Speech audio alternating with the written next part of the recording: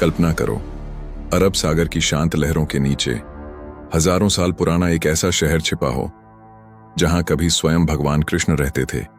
एक ऐसी नगरी जिसकी चमक देवताओं के शहर जैसी बताई जाती थी। सोने से सजे महल, विशाल द्वार, समुद्र के बीचों बीच बसी एक रहस्यमयी दुनिया। लेकिन फिर एक दिन सब कुछ खत्म हो गया। समुद्र की लहरें उठीं और पूरी नगरी को अपने अंदर निगल गईं। आज भी कहा जाता है कि समुद्र की गहराइयों में कृष्ण की खोई हुई नगरी द्वारका मौजूद है। कुछ लोग इसे सिर्फ एक कहानी मानते हैं, जबकि कुछ कहते हैं कि विज्ञान ने भी इसके अस्तित्व के संकेत खोज लिए हैं। लेकिन सवाल आज भी वही है, क्या द्वारका सच में थी या फिर यह सिर्फ एक मिथक है? महाभारत के अनुसार जब मथुरा पर लगातार हमले होने लगे, तब भगवान कृष्ण ने अपने लोगों को बचाने के लिए एक नई नगरी बसाने का निर्णय लिया। यह नगरी समुद्र के किनारे बनाई गई थी। कहा जाता है कि यह शहर इतना विशाल और भव्य था कि उसकी तुलना स्वर्ग से की जाती थी। उस शहर का नाम था द्वारका। किंवदंतियों के अनुसार द्वारका में चौड़ी सड़कें थीं, विशाल महल थे और ऐसे रहस्यमयी द्वार जो पूरे शहर को सुरक्षित रखते थे। कहा जाता है कि रात के समय यह नगरी समुद्र के बीच तारों की तरह चमकती थी। हर तरफ समृद्धि थी, शक्ति थी और एक ऐसी दिव्यता जिसे शब्दों में समझाना मुश्किल था। लेकिन हर महान शहर की तरह द्वारका के अंत की कहानी भी उतनी ही रहस्यमयी थी। महाभारत युद्ध समाप्त हो चुका था, समय धीरे धीरे बदल रहा था और फिर एक भविष्यवाणी हुई। कहा गया कि जिस दिन भगवान कृष्ण पृथ्वी छोड़ देंगे, उसी दिन द्वारका का अंत शुरू हो जाएगा। शुरुआत में किसी ने इस बात पर विश्वास नहीं किया, क्योंकि द्वारका को अजेय माना जाता था।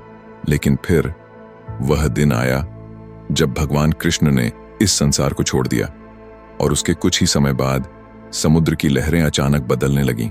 आसमान काला हो गया, हवाएं तेज हो गईं और धीरे धीरे समुद्र शहर की ओर बढ़ने लगा। लोगों ने भागने की कोशिश की, लेकिन तब तक बहुत देर हो चुकी थी। महल, सड़कें, मंदिर, सब कुछ समुद्र के अंदर डूबता चला गया और कुछ ही समय में पूरी द्वारका गायब हो गई, जैसे वह शहर कभी अस्तित्व में था ही नहीं। सदियों तक लोग इसे सिर्फ एक पौराणिक कहानी मानते रहे। लेकिन फिर 20वीं सदी में कुछ ऐसा हुआ जिसने दुनिया को चौंका दिया। भारत के समुद्री वैज्ञानिकों ने गुजरात के तट के पास समुद्र की गहराइयों में कुछ अजीब संरचनाएं देखीं। पहले उन्हें लगा कि ये सामान्य चट्टानें होंगी, लेकिन जब खोज आगे बढ़ी तो तस्वीर बदलने लगी। समुद्र के नीचे पत्थरों की दीवारें मिलीं, विशाल संरचनाएं मिलीं, ऐसे अवशेष मिले जो किसी योजनाबद्ध शहर जैसे दिखाई देते थे। कुछ जगहों पर ऐसे पत्थर मिले जिन्हें देखकर लगा कि उन्हें इंसानों ने बनाया होगा। धीरे धीरे द्वारका का रहस्य फिर से जीवित होने लगा। कुछ वैज्ञानिकों का मानना था कि हजारों साल पहले यहां वास्तव में कोई प्राचीन शहर रहा हो, और यही बात सबसे ज्यादा चौंकाने वाली थी, क्योंकि अगर यह सच था तो महाभारत केवल एक कहानी नहीं थी, बल्कि वह इतिहास का हिस्सा हो सकता था। समुद्र के नीचे मिली संरचनाओं ने इतिहासकारों का ध्यान खींचा।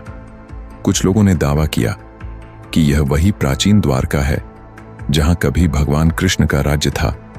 लेकिन दूसरी ओर कई वैज्ञानिक इस बात से सहमत नहीं थे। उनका कहना था कि समुद्र के भीतर मिलने वाली संरचनाएं हमेशा किसी शहर का प्रमाण नहीं होती। कई बार प्राकृतिक बदलाव भी ऐसी आकृतियां बना देते हैं। लेकिन सवाल अब भी बाकी था, अगर यह सिर्फ प्राकृतिक संरचनाएं थीं, तो वे इतनी व्यवस्थित क्यों दिखाई देती थीं? और सबसे बड़ी बात, महाभारत में वर्णित समुद्र किनारे की नगरी उसी क्षेत्र में क्यों मिली?